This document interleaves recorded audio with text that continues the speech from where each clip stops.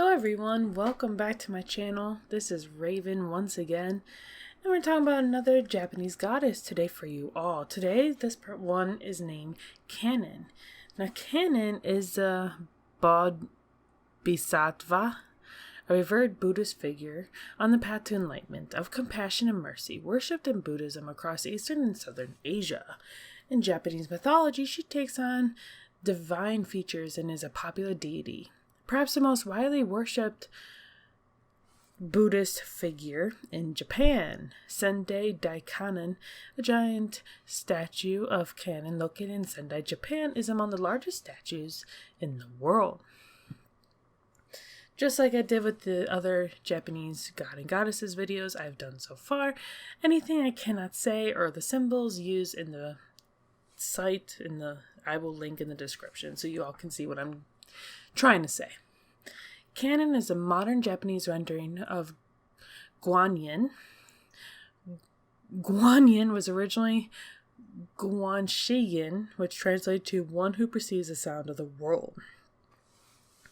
This is direct rendering of Kannon's original Indian name, Avalokiteśvara, or one who perceives all.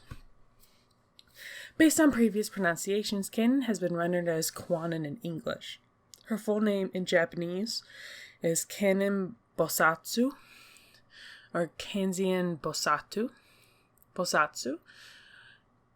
Kanjizai Bosatsu, which means the Buddha Kannon, which depicted with her nyoihoju jewel. She is known as Nyoirin Kannon, or Kannon the One Who Wishes. Other names include Senju Kannon, Thousand-Armed Kannon, Juichimen Kannon, 11-Faced Kannon, Sho Kannon, sometimes Holy or Righteous Kannon, and Bato Kannon, Horse-Faced Kannon.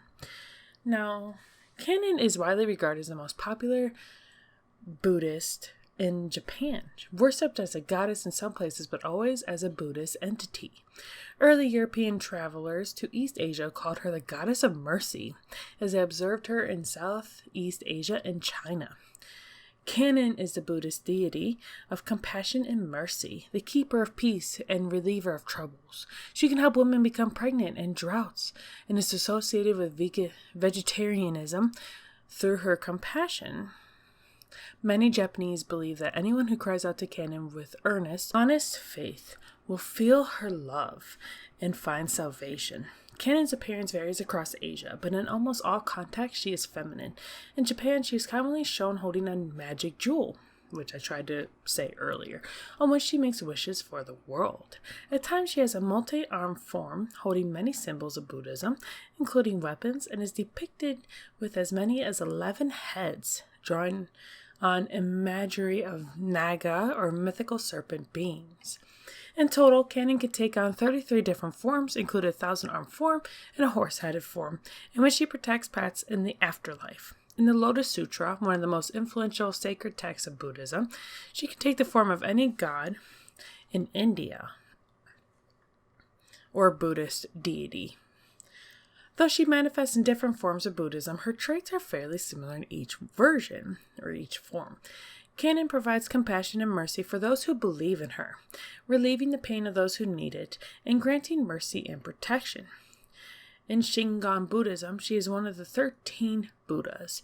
She is said to reside in Fudaraku, a mountainous island paradise from which she descends to welcome those who seek her salvation. Many of Kannon's stories come with her from Asia, while others originate in Japan after her arrival. Now, there is a little part with a Lotus Sutra on here. I'm not going to read it, just like there was another part before I didn't read.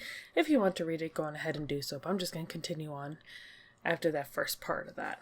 Kannon first appears as a male Buddhist deity described in the Lotus Sutra. It is not until he crosses the Himalayas that he becomes commonly depicted as a female Guanyin. Avalokiteśvara is a compassionate Buddhist deity who answers all those who hear his cries and can take any form needed, regardless of divinity or gender. They answer many prayers, protects people from harm such as fires, and grant salvation and endless mercy. The attributes are also defined in the Kanzeon Sutra, which extols as his virtues and mission. Kannon arrived in Japan with Buddhism from Korea by at least the 7th century. As the imperial family began promoting Buddhism everywhere in Japan, Kannon too became widely known throughout the country. People had been making pilgrimages to Kannon's temples and holy sites since at least the 11th century. The classic Japanese text, Tale of Genji, written then, mentions such pilgrimages. Many Chinese tales of Guanyin made their way to Japan, describing how Guanyin/Kannon gave barren queens children or granted salvation to those who desperately needed it. One story described how Kannon struggled with her inability to free all beings from the cycle of life and suffering. In response, Amida Buddha, a prominent figure in some branches of Buddhism, gave Kannon 11 heads and 1,000 arms, with which she could see, hear, perceive all things, helping her in her goal of saving all people. This explains why Kannon is sometimes pictured with multiple arms and heads. In Japan, Kannon is associated with dragons and is sometimes seen riding one. It is said that a carp that makes its way up a waterfall transforms into a dragon. This symbolizes endless perseverance and Kannon's compassion through numerous trials.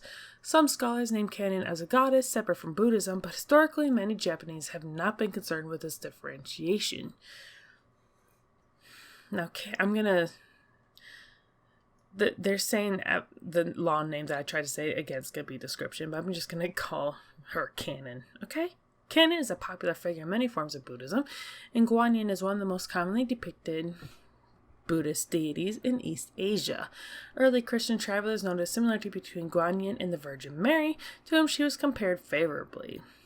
As in many parts of East Asia, Kannon was used by Christian missionaries to convert people to Catholicism, with Mary being called Kannon Mary. Of all Buddhist figures in Japan, Kannon is one of the most commonly depicted. Countless artists and sculptors have made images of her.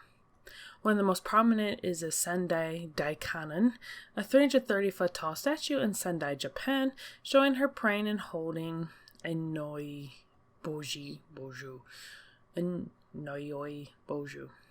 The statue itself is also something of a temple, housing many statues of Buddha and other figures at its base.